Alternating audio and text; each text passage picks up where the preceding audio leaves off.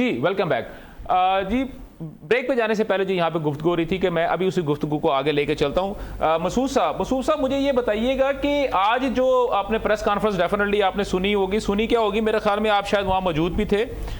یہ اعظم نذیر تارڑ صاحب کی جو ایک پریس کانفرنس آئی ہے اس میں سر یہ بڑی انہوں نے عجیب سی بات, سر وہ شاید آپ کو یاد ہوگا سر, ایک پہلے بھی ایک پروگرام میں آپ سے بات کی تو میں نے جو تھا وہ تحریک انصاف کے ہمارے ایک دوست تھے, ان سے میں نے کویشچن پوچھا تھا کہ آپ ہمیں پہلے بتاتے تھے کہ جی جو ہے وہ سب سے پہلے آپ نے ہمیں یہ بتایا کہ جی جو آپ کی پارلیمنٹ ہے, کیونکہ اس وقت آپ پارلیمنٹ میں تھے, تو پارلیمنٹ سپریم ہوتی ہے جو کہ قانون سازی کرتی ہے. پھر اس کے بعد آپ نے ہمیں یہ بتایا کہ نہیں جی دستور قانون جو ہے پاکستان کا آئین ہے وہ زیادہ سپریم ہے, کیونکہ اس وقت آپ کے اوپر جب یہ تحریک عدم اعتماد آ رہی تھی تو آپ اس کی ہمیں درمیان میں سے توجیحات نکال کے دکھا رہے تھے.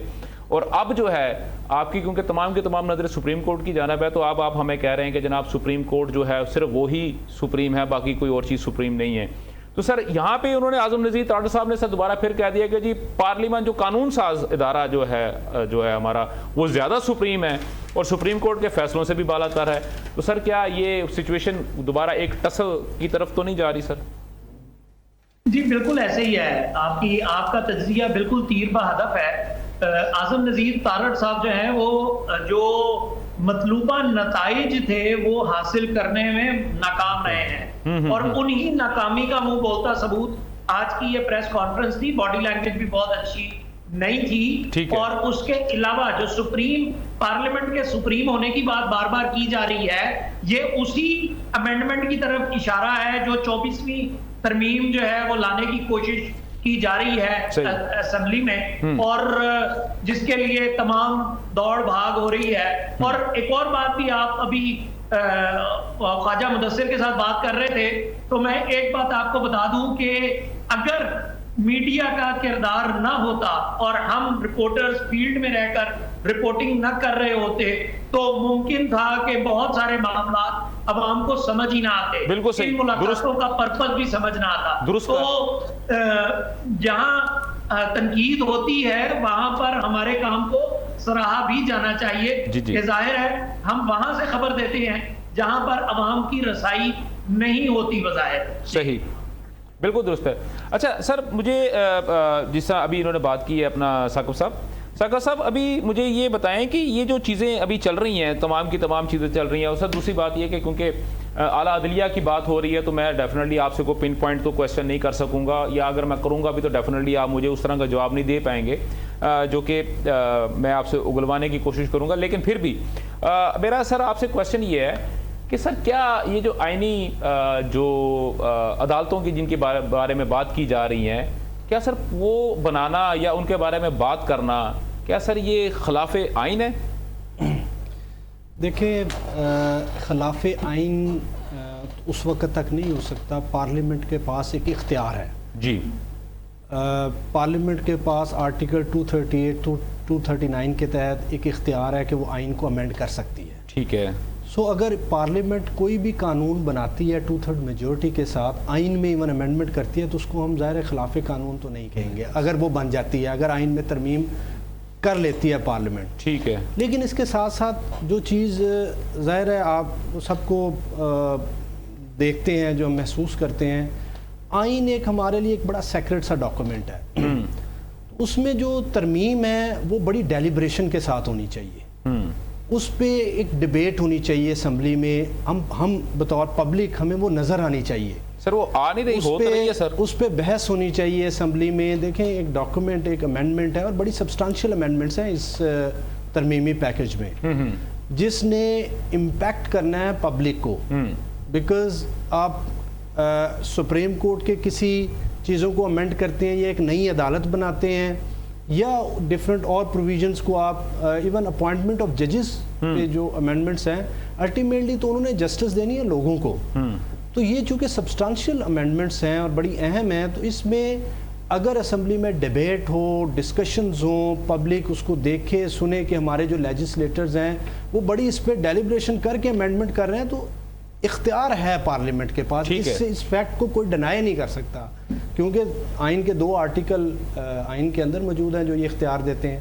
تو اگر پارلیمنٹ ان ساری ڈیلیبریشنز کے بعد اس کو 2/3 میجورٹی سے پاس کر لیتی ہے تو وہ قانون ہے اور وہ آئین کا حصہ ہے، وہ سب اس کو ماننے کے پابند ہیں۔ ابھی جو ہمارے ایک دوست تھے JUI کے ہمارے دوست تھے جو کہ پروگرام میں میرے ساتھ شامل تھے گزشتہ پروگرام میں، تو وہ یہ کہہ رہے تھے کہ ہمارے جو لیگل ایکسپرٹس ہیں یا لیگل جو ٹیم ہے ان کے جو ہیڈ ہیں وہ جو ہے باقاعدہ طور پہ مسودہ جو ہے وہ تحریر کر رہے ہیں۔ تو میرا کوشچن سر یہ تھا کہ اب آپ کی وہ تمام کی تمام چیزیں جو کہ آپ یہ سمجھتے ہیں کہ اگر ان کی جانب سے، حکومت کی جانب سے کسی قسم کا مسودہ اگر آپ کو دکھایا گیا تھا یا آپ کو پڑھایا گیا تھا، وہ اس کے اندر بہت ساری چیزیں ایسی تھیں جو کہ خلاف قانون تھی یا آئین کے ساتھ متصادم تھی، تو اب ان تمام چیزوں کو نکالنے کے بعد جو مسودہ آپ کی طرف سے آئے گا، جیسے ابھی آپ نے مجھ سے پہلے بات کی تھی گیو اینڈ ٹیک ہوگا، ٹیبل ٹاک جب ہوگی تو کچھ چیزیں آپ کی مانی جائیں گی، کچھ چیزیں ان کی مانی جائیں گی، تو سر اس کا مطلب ہے کہ یہ گیو اینڈ ٹیک کے بعد ترمیم جو ہے وہ جب فلور پہ پیش کی جائے گی تو ڈیفینیٹلی آپ جو ہے پھر آپ کو انکار کرنے کا کسی قسم کا کوئی پریشانی تو نہیں ہوگی نا سر آپ کو؟ جی خواجہ صاحب، ہیلو، میرا خیال ہے خواجہ صاحب شاید سفر میں ہیں اور جس وجہ سے جو ہے ان کو جو ہے اس وقت بات جو ہے ان کی طرف سے ان کے سگنلز کا ایشو ہے، تو میں یہی اب جو ہے وہ کوشچن کرتا ہوں، یا میں یہ کہہ لیں کہ اب میں رفیع اللہ خان نیازی صاحب سے بات کر جو ہے ان سے ایک بڑا چھوٹا سا سوال ان سے پوچھتا ہوں۔ نیازی صاحب، ایک زمانے میں پارلیمنٹ کا کورم پورا نہیں ہوتا تھا اور پارلیمنٹ کا کورم پورا کرنے کے لیے باقاعدہ طور پہ ایک اسپیسیفک بندے کا نام لیا جاتا تھا کہ وہ صاحب آتے تھے اور وہ ٹیلی فون کرتے تھے اور مینیج کرتے تھے، اور اس کے بعد اس بات کا باقاعدہ طور پہ اقرار جو ہے وہ بانی تحریک جو ہے انہوں نے بھی کیا کہ ہمیں تو کوئی بھی بل پاس کروانا ہوتا تھا یا ہمیں کوئی بھی کسی بھی قسم کی کوئی چیز اگر ہم لے کے آتے تھے تو ہمیں کسی کو کہہ کے جو ہے وہ ووٹ کروانا پڑتا تھا، ایون ہم نے اگر بجٹ بھی اپنا پاس کروانا ہوتا تھا تو وہ ہم کسی کو کہہ کے ہی اس کے تھرو ہم یہ کرواتے تھے۔ تو اب آج کا یہ ہے آپ کے زمانے کا سینیریو، آج کے زمانے کا سینیریو یہ ہے کہ اسمبلی کے اندر ڈیبیٹ ہو رہی ہے، اپوزیشن لیڈر وہ اس پہ ڈیبیٹ کر رہا ہے، جو حکومتی ہے بینچز ہے وہاں سے ڈیبیٹ ہو رہی ہے، مولانا فضل الرحمان ڈیبیٹ کر رہے ہیں، سینٹ کے اندر تمام کے تمام پارٹیز جو ہیں وہ اس کے اوپر ڈیبیٹ کر رہی ہے۔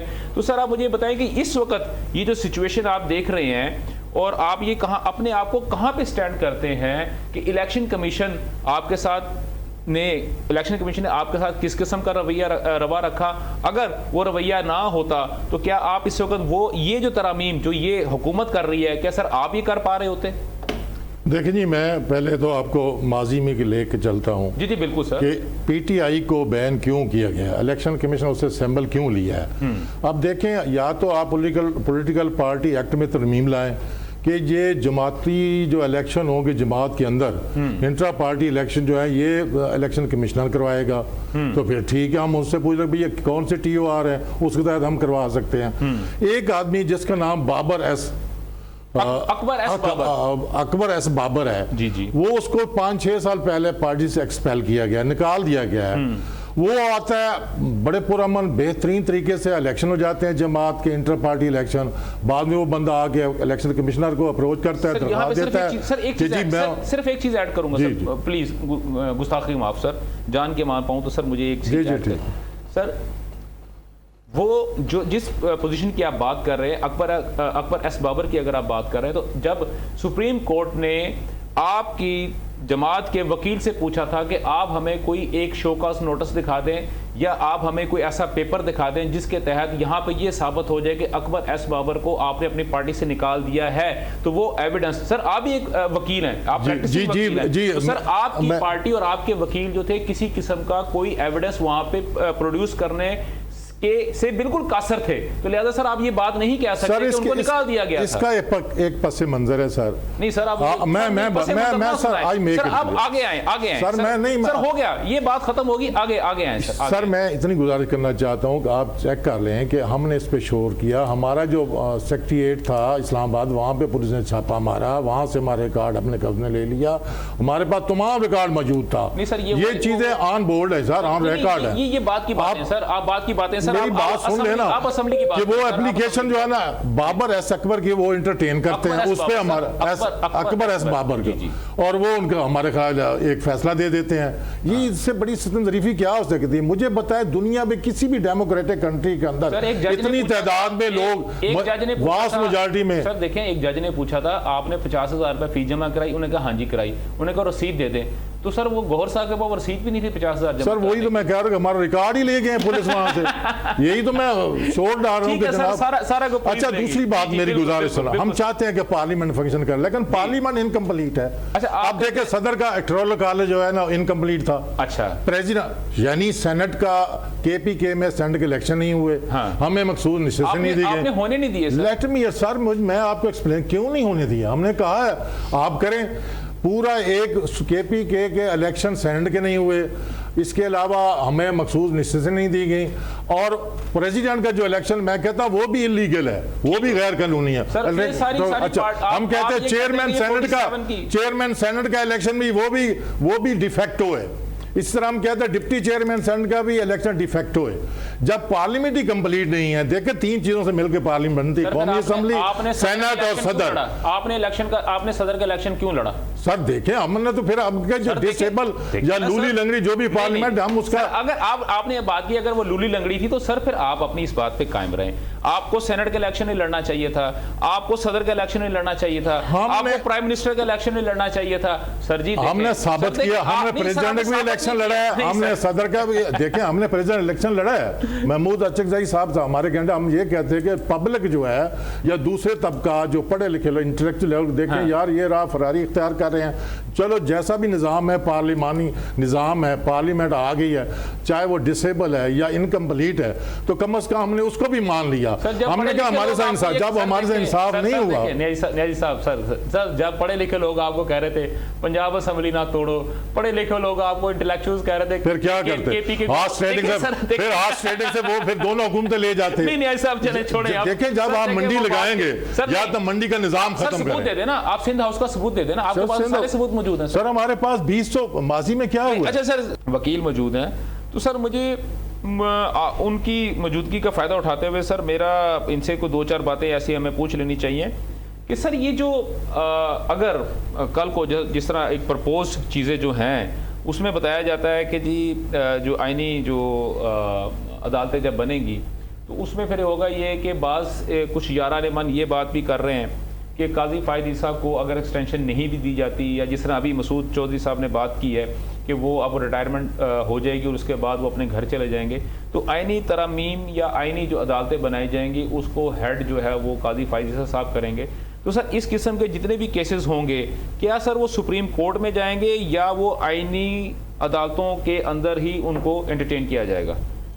जो प्रपोज्ड अमेंडमेंट्स मैंने भी पढ़ी हैं, जो सोशल मीडिया पे शेयर हुई हैं, जी उसके सर सोशल मीडिया की देखें, सोशल मीडिया की स्टोरी पे ना जाएं, हम टेबल स्टोरी के ऊपर नहीं जा रहे, हम जो बात कर रहे हैं सर मैं आपसे ऑप्शंस की बात कर रहा हूँ। मैं आपको बताता हूँ जो प्रपोज्ड अमेंडमेंट है उसके तहत तो जितने आइनी मामलात हैं, यानी जहाँ पे आइन और कानून की तशरीह दरकार होगी जिन मुकदमात में, वो मुकदमात आइंदा से दायर हो सकेंगे आइनी अदालत में, कॉन्स्टिट्यूशनल कोर्ट में, और जो ऑलरेडी पेंडिंग है जिसमें कोई आइनी या कानूनी तशरीह दरकार होगी वो भी ट्रांसफ़र हो जाएंगे आइनी अदालत को।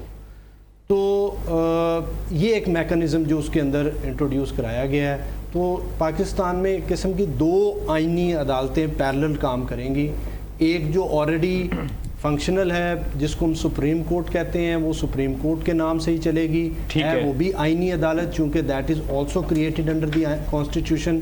बट ये एक दूसरी अदालत, ये विजडम शायद इसके पीछे यही है कि जो अदालत का टाइम कंज्यूम होता है सुप्रीम कोर्ट का इन आईनी तशरीहात को करने में, सियासी किस्म के जो मुकदमात होते हैं उनके बारे में आप क्या लें? वो हुआ ये मैं आपको ये पिछले कुछ या 2 सालों में शायद वो सियासी मामलात में आईनी तशरीहात दरकार हो गई हैं। इसके अलावा भी बहुत सारे मामलात होते हैं, टैक्सेशन के मामलात में कई दफ़ा आपको आइनी तशरीहात की ज़रूरत पड़ जाती है। तो ये इसको सिर्फ आप सियासी कॉन्टेक्स्ट में सिर्फ नहीं देख सकते, اور بھی کئی ایسے لیگل میٹرز ہیں جس میں آئینی تشریحات اور قانون کی تشریحات درکار ہوتی ہیں، اس قسم کے معاملات بھی وہیں پہ ریفر ہوں گے۔ ٹھیک ہو گیا۔ اچھا نیازی صاحب مجھے یہ جو چیزیں ہیں مجھے یہ بتائیں کہ ہمارا علی امین گنڈا پور صاحب نے ایک جلسے کے اندر اللہ تعالیٰ کی قسم کھائی، اللہ کے نام کی قسم کھائی، اور انہوں نے کہا کہ میں 15 دن کے اندر تحریک انصاف جو چیئرمین تحریک انصاف ہیں یا بانی ہے تحریک انصاف ہیں ان کو میں جیل سے چھڑوا دوں گا۔ تو سر آج کی اگر میں ڈیٹ دیکھتا ہوں تو سر 15 دن پورے ہو گئے، تو سر وہ قسم جو اللہ کے نام سے انہوں نے قسم کھائی تھی تو سر کیا بنا اس کا؟ ابھی تو انہوں نے قسم کھائی ہے نا، 15 دن کے بعد آپ یہ سوال کر سر سکتے 15 دن آج پورے ہو گئے، انہوں نے کہا تھا 15 دن کے اندر اندر میں اپنے چیئرمین کو اڈیالہ سے چھڑوا لوں گا، رہا کر دو نہیں تو میں جیل توڑ دوں گا۔ نہیں جیل انلیگل ایکٹ تو آپ وہ سوچا بھی نہیں جا سکتا، وہ سی ایم ہے ایک اکائی۔ سر اگر آپ کہتے ہیں تو ہم ان کے کلپ چلا دیتے ہیں۔ سر آپ کلپ دیکھ لیں، میرا خیال ہے یہ انہوں نے اپنے ایک پرسپشن دیا تھا کہ عدلیہ انہوں نے اس لحاظ سے اس تنازع میں بات کی ہے کہ چونکہ کیس جو ہے انڈر ٹرائل ہے، کوئی بیل لگی ہوئی ہے، تو یہ ود ان ویک جو ہے نا اس وقت یہ ہمارا پرسپشن تھا کہ وہ ختم ہو جائے گا۔ نہیں، اس کا مطلب یہ ہے کہ انہوں نے ڈائریکٹلی اور تھریٹ کیا تھا عدلیہ کو کہ 15 دن کے اندر چھوڑ دو، ادروائز نہیں انہوں نے یہی کہا ہے کہ ہمارے چونکہ بیلیں لگی ہوئی ہیں، اس کی ہیئرنگ جلدی ہو جائے گا، بیل مل جائے گی۔ سر وہ نہیں ہو سکی تو سر قسم کا کیا مجھے بتایا نا، قسم کھائی ہے۔ سر میری گزارش سنیں نا، قسم اس نے اللہ کی کھائی ہے نا۔ اچھا اس کا مطلب جھوٹی قسم اللہ کے نام سے کھا سکتے ہیں؟ اس کو جھوٹی کیسے کہہ سکتے ہیں؟ تو سر اگر قسم پوری نہ ہو تو اس پہ کیا وہ کیا کہتے ہیں اس کا دیکھیں تاوان جی، کیا یہ تو پھر مولوی بتا سکتے ہیں نا کہ اس کا کیا ہے۔ سب سے زیادہ مذہبی ٹچ تو سر آپ کی جماعت دیتی ہے، سب سے زیادہ مذہبی ٹچ تو آپ ایون تو جلسوں کے اندر وہ آپ خان صاحب کے کان میں کہہ رہے ہو تو خان صاحب ذرا مذہبی ٹچ دیجیے گا۔ سر میری گزارش ہے، دیکھ الحمدللہ ہم مسلمان ہیں سر، یہ اسلامی ریاست ہے، ہم چاہتے ہیں کہ یہاں پہ ایک اسلامی نظام حیات ہو، اور اس کے لیے الحمدللہ عمران خان نے اپنے دور حکومت میں قرآن مجید ناظرہ اور قرآن پاک ترجمے کے ساتھ پڑھانا شروع کر دیا تھا، اور بہت سے سر خود تو سر چلیں وہ سر دیکھیں نا اس کو مینڈیٹری کر دیا نا، کمپلسری ہو گیا۔ سر مذہب کی بات نہ کریں، نہیں مذہب پھر آپ سر میرے پاس آرکائیو میں بہت ساری ایسی چیزیں موجود ہیں، سر یہ تو چلاؤں گا تو سر میرے اوپر توہین کا جو سر یہ نہیں ہم فتویٰ نہیں لگا۔ سر میں سر چھوٹی سی بات کر رہا ہوں، ایک سر آپ کا یہ انہوں نے کہ ان سے سوال بنتا ہے۔ سر دیکھیں ایک آپ کا لیڈر تھا، وہ یہ کہتا تھا کہ جی جان اللہ کو دینی ہے اور فلاں فلاں چیز ہے، اور ساتھ میں وہ کلمے پڑھتے تھے، قسمیں کھاتے تھے، اور اس کے بعد وہ کہتے تھے کہ رانا ثناء اللہ کے سے جو ہے نا وہ یہ چیزیں میرے پاس فوٹیج میرے پاس موجود ہے، اور اس at the end of the day ہر چیز جھوٹ ثابت ہوئی۔ ابھی دوسری باتیں یہ ہیں کہ میں نے سر چھوٹا سا ایک سوال یہ پوچھا ہے کہ سر کیا آپ کے بانی تحریک جو ہے وہ آپ نے 15 دن کے اندر آپ نے عدالتوں سے چھڑوا لیے، یہ جیل سے باہر نکال رہے ہیں؟ آپ نے اس کا جواب دیا کہ نہیں جی وہ ان کا پرسیپشن ہو سکتا ہے، انہوں نے یہ بات کہی، ٹھیک ہو گیا، ڈن ہو گیا۔ سر دوسری بات، آپ ہی کے دور حکومت میں بانی تحریک جب اس وقت وزیر اعظم تھے تو ان کے دور حکومت میں بہت سارے سویلینز کا، اگر آپ کہتے ہیں سر میں ریکارڈ آپ کو مہیا کر دیتا ہوں، بہت سارے سویلینز کا ملٹری ٹرائل کیا گیا تھا، ملٹری کورٹ میں باقاعدہ طور پہ ان کے ہوئے تھے۔ ہمارے ساتھ سر یہ بیٹھے ہوئے ہیں، اپنا ساغوا ہارون صاحب بیٹھے ہیں اور یہ تائید کریں گے اس بات کی، اور بلکہ وہ تمام کی تمام ڈیٹیل اگر آپ چاہیں تو وہ یہ آپ کو بتا بھی سکتے ہیں۔ تو دیکھیں کیا سر اب آپ کو میری بات سمجھ آ رہی ہے؟ سوال جو آپ نے کیا ہے کہ ہمارے دور حکومت میں سویلین کا ملٹری ٹرائل ہوا ہے، جی سر ہوا ہے، بتا دیں کون سا ہوا ہے؟ سر وہ سر وکیل صاحب بتائیں سر، بتائیں جی۔ سر ان کو نہیں پتا، میں نے اسی طرح کا ایک سوال جو تھا ٹیررسٹ کا ہوگا سر، میں نہیں کوئی ٹیررسٹ کا سر میں بتاتا ہوں ملٹری کورس بنی ہے۔ سن لیں میں بڑا جو سب سے مشہور کیس ہوا تھا وہ بتا دیتا ہوں۔ ایک سافٹ ویئر انجینئر تھا، اس نے ایک آرمی چیف کو اس وقت کے آرمی چیف کو لیٹر لکھا تھا، تو اس کے بعد اس کا ٹرائل ہوا، ملٹری کورٹ کے اندر اس کا ٹرائل ہوا تھا، اور وہ اس کو سزا بھی ملی تھی، اور اس کے والد صاحب جو تھے اس بندے کے وہ سابق فوجی بھی تھے۔ اور اگر اس کی باقی ڈیٹیل آپ پوچھنا چاہتے ہیں تو ثاقب ہارون صاحب ذرا سا تھوڑا سا بتا دیں، کیونکہ تحریک انصاف کے جتنے بھی ہمارے پاس دوست احباب آتے ہیں وہ تمام کے تمام ان کو صرف وہ باتیں یاد رہتی ہیں جو کہ ان کو بتائی جاتی ہیں ان کو خوش کرنے کے لیے۔ I'm so sorry to say نیازی صاحب میں آپ کے لیے بات نہیں کر رہا، لیکن میں چیزیں بتا رہا ہوں۔ آپ کی بات ٹھیک ہے، اب میں مان جاتا ہوں، اس کا مطلب اگر ہمارے دور میں غلط ہوا ہے تو آپ بھی اس کو آپ کنٹینیو کرنا چاہتے ہیں؟ سر میں تو کنٹینیو نہیں کر رہا، وہ تو ایک شخص تو بار بار چیز ہو سکتا ہے ملٹری ٹرائل ہوا ہو لیکن میرے نالی میں نہیں ہے۔ چشتی صاحب بتا سکتے ہیں اگر آپ سر ٹھیک ہو گیا سر. دیکھیں ٹیررسٹ کے خلاف ہوا ہے, ٹیررسٹ سر ٹیررسٹ کے خلاف تو ہمیشہ ہوتا ہے سر, وہ تو ہمیشہ. جی ہارون صاحب. وکلا کا ہمیشہ سے موقف یہ رہا ہے کہ پاکستان کا ایک ہی عدالتی نظام ہے. ہاں جی. اور وہ آئین میں بڑا سیولینز کے لیے متعین ہے. بالکل ایسے. تو وہ چاہے کسی کے دور میں بھی ہوا ہو, ایک پولیٹیکل پارٹی کے دور میں ہو یا دوسرے پولیٹیکل اے میں ہو, بی میں ہو, سی میں ہو, ڈی جی کا بھی ہو, بطور وکلا اس کو انڈورس نہیں کرتے.